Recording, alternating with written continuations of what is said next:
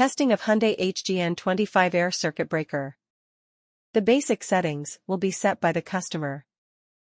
For testing we use 220-volt AC power supply.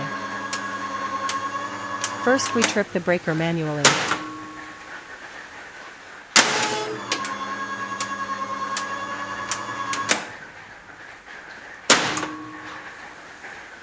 It is now clear that the ACB air circuit breaker is working successfully and is ready to be delivered to the client.